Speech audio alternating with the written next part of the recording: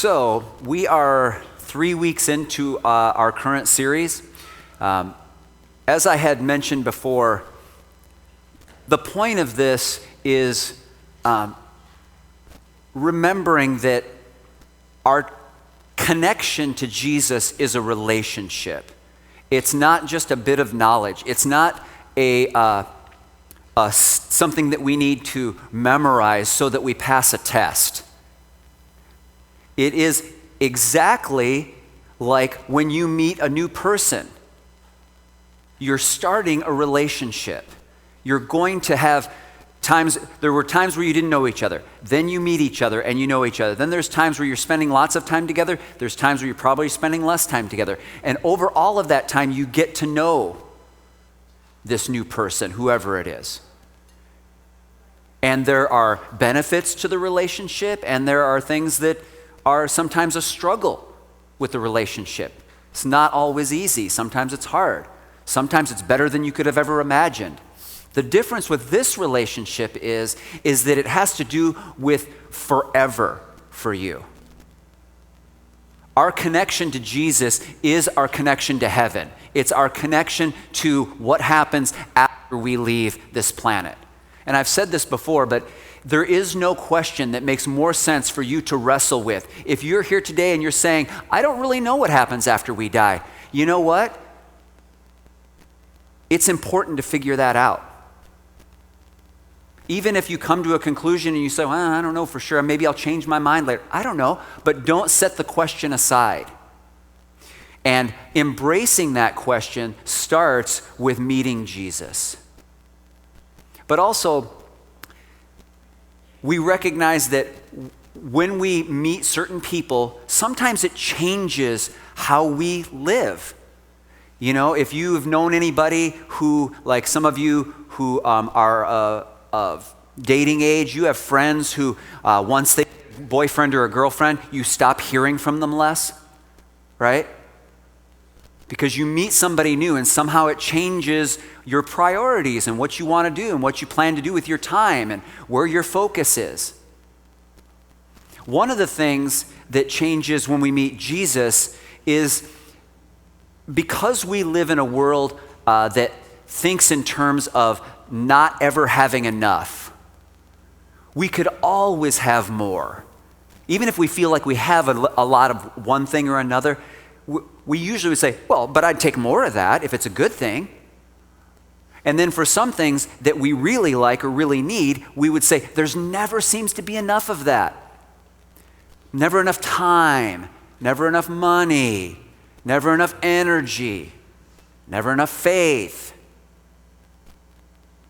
But when Jesus enters the picture, that scarcity, that lack, is replaced with abundance. Potentially. I've mentioned this before, but it's kind of like having a bank account. And you could have $1 million in your bank account, but if you never take a withdrawal, it doesn't do you any good.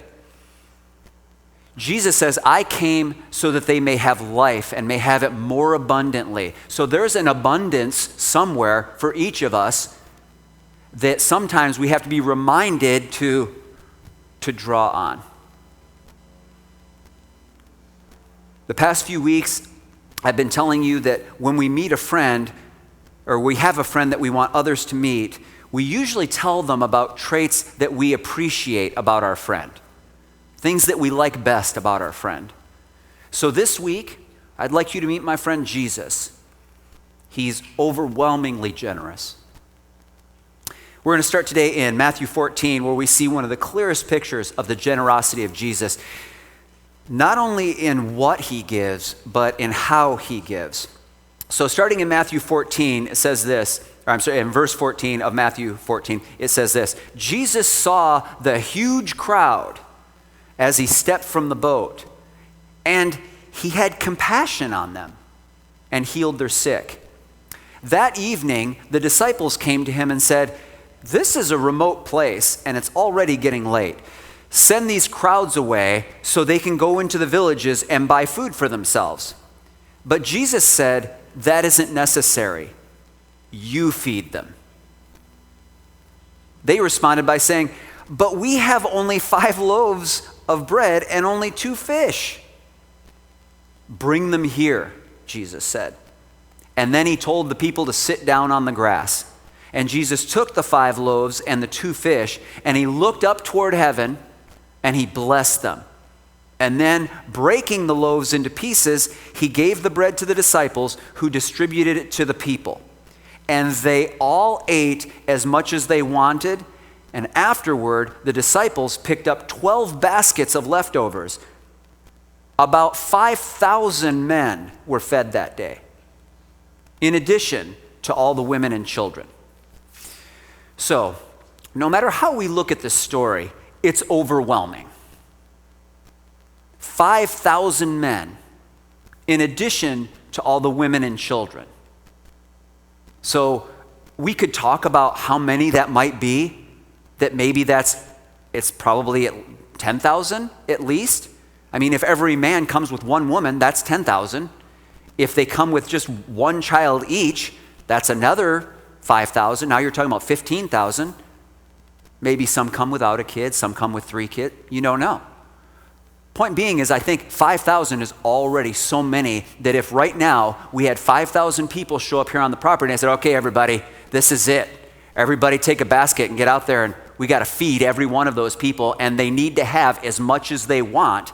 Every one of us here would probably be running around like, oh my goodness, where are we going to, did you get any? I don't know. Am I out? What? It would be overwhelming for any of us. And there's more than 12 of us here. Jesus called his 12 to him and said, you feed them. How could they not have felt overwhelmed? Also in John chapter 6, verse 7, Philip, one of the disciples, says to Jesus, Lord, it would take more than half a year's wages to buy enough bread for each person to have one bite.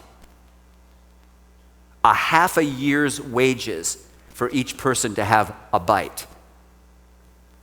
It's a lot of people needing a lot of food. It would take a lot of work and a lot of money to make it happen. In Philippians 4:19, Paul reminds us that this same God who takes care of me, he's talking about himself, will supply all your needs from his glorious riches, which have been given to us in Christ Jesus. And that is the memory challenge for next week. Actually, knowing that the tutu taunt was on the plate, maybe I should have been like, okay, so now you've got 16 verses to memorize, and if you can do it, I'll wear some embarrassing outfit up here. Anyway, this is for next week. Philippians 4:19, this same God who takes care of me will supply all of your needs from his glorious riches, which have been given to us in Christ Jesus. But before we move on to that, I mean, this is a great principle to know, because if we're ever in a position where we are feeling overwhelmed by a need that we have, Jesus is showing all of his disciples and us that he can be relied on as our provider. So before we move on, let's look at the story a little bit closer, because Jesus' generosity begins with his heart, not with the need of the people. He feeds the crowd before they ask. None of them were like, oh, where's the snack bar around here? Is there a guy going to come by and sell popcorn or something? How are we supposed to manage today? Nobody. We don't read about that. Before they even make their need known, Jesus in his heart has it to be generous. He gives when it's inconvenient. He gives when he's tired. And he gives when it costs him something. And we're going to read that in just a second here. Because remember, generosity really is not about excess. Generosity is not about you having more than enough and so you could share it. It's about compassion. It's about caring for others. It's about caring so much for someone else that we are moved to help. That's one of the problems we have right now. Most of us are so isolated, so busy, so distracted, that we struggle to see those who are in need around us. And if we don't see them, then we won't be moved with compassion for them. And if we aren't moved, then we aren't likely to help them. Jesus gives abundantly, not barely. Going back to Matthew 14 and verse 20, I'm just reminding you what we just read. It says, they all ate as much as they wanted. And afterwards, the disciples picked up 12 baskets of leftovers. So they ended up with way more than they started with after everybody had all they wanted. Also, I think it's interesting to look at in this story that Jesus said to the disciples, you feed them. He didn't say, all right, gather around. We're about to take care of this problem. I'm going to provide the food for this 5,000 plus crowd. He didn't say, bring me something to start working with, and then I'll make it more than you could possibly imagine. He says, you do it. So again, imagine when Philip says it would cost more than a year's wages for everybody here to have one bite. Hey, we need to get these people out of here. There's thousands and thousands and thousands of them. We need to send them out to, not to the nearest village to eat, to the villages.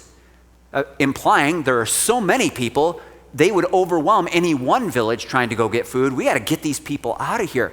It would be completely overwhelming if he had looked to you and said, you feed them. You take care of this problem. And Jesus could have done it. He could have just miraculously had food show up for everyone. But he doesn't do things like that alone. He chooses to work through his people. He includes his disciples in that ministry. So anyhow, let's assume all 12 of his disciples, each one of them, have a basket. And they start handing out food. And it just never gets empty. Even when everyone has had as much as they wanted. Everyone eats. Overwhelming generosity. You know how we know it's overwhelming generosity? Because the need was overwhelming.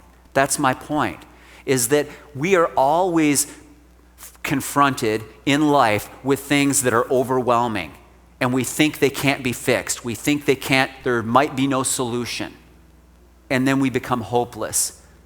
But Jesus is our hope, because nothing is impossible for him. Even in this situation, out in the middle of nowhere, very little resources,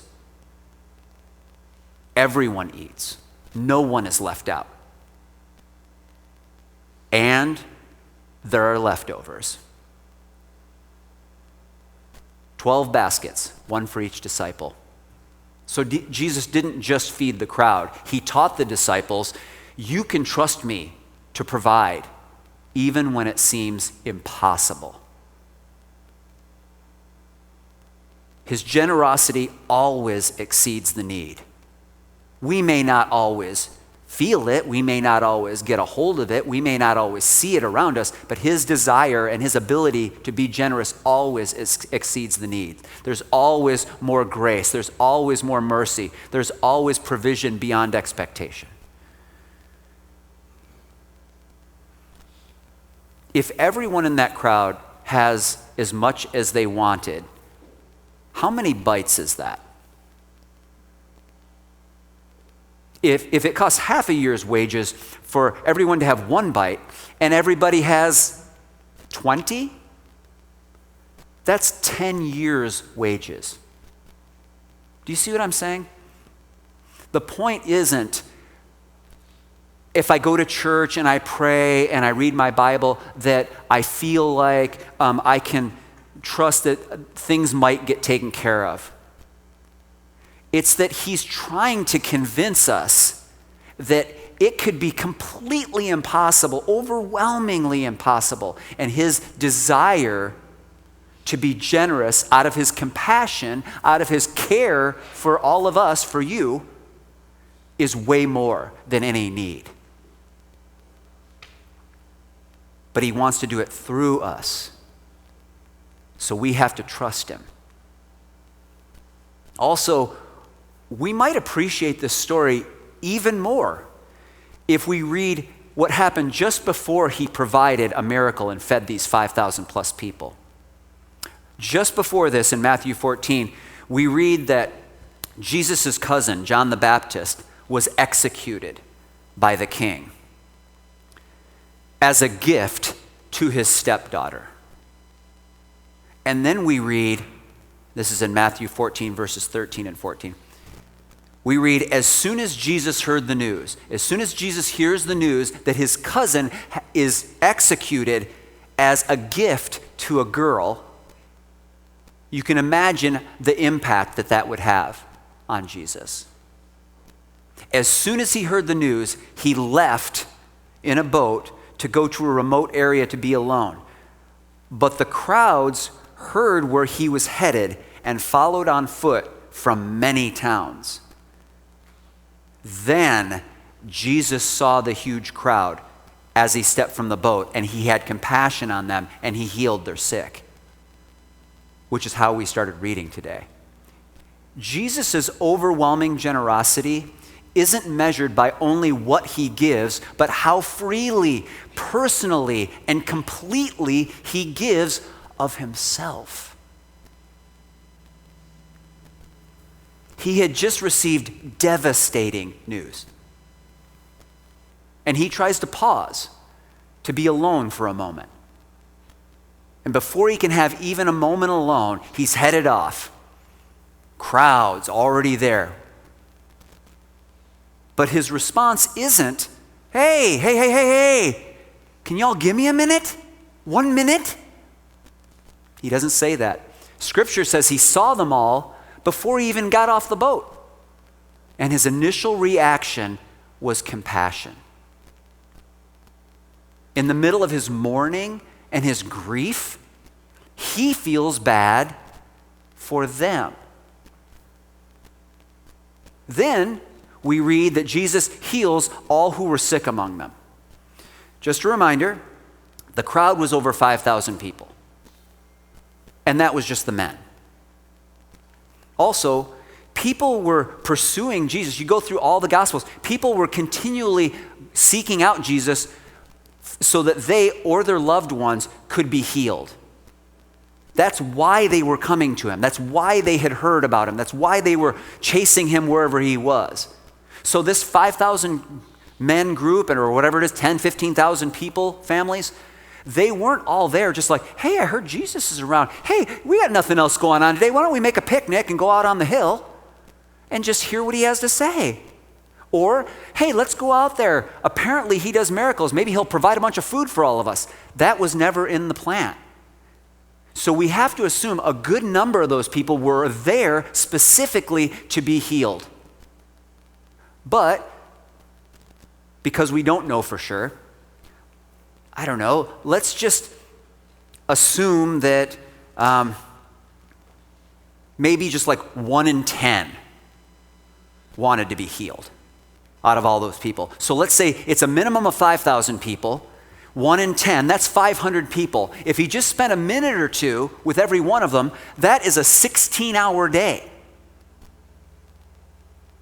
A 16-hour day full of ministry, of giving and giving and giving. After he showed up mourning, grieving for his cousin, then 16 hours of gimme, gimme, gimme, gimme, gimme. And his response isn't, honestly, you people, is it never enough? His first thought is compassion, love. And then at the end of that day, more provision. He feeds everybody who's there. And manages to squeeze in a great lesson for his followers in the process. Because again, it's not about what he gives, it's about how he gives. He himself is generous. overwhelmingly so. So that when you are thinking to yourself, I would hope that sometime this week, maybe it would dawn on you that something that you have, a person in your life, an item that you need, an item that you have that you didn't really need but is really great to have. I don't know, food also, whatever it might be, that at some point this week it might occur to you, this is amazing. I am so grateful to have this. This is a good thing. And then we can be reminded that in James 1:17, James tells us, whatever is good and perfect is a gift coming down to us from God, our Father, who created all the lights in heaven. Jesus is overwhelmingly generous with his compassion, with his power, with his provision, and with his presence, and ultimately with his life. When we bring what little we have to Jesus, we discover that in him there is always more than enough.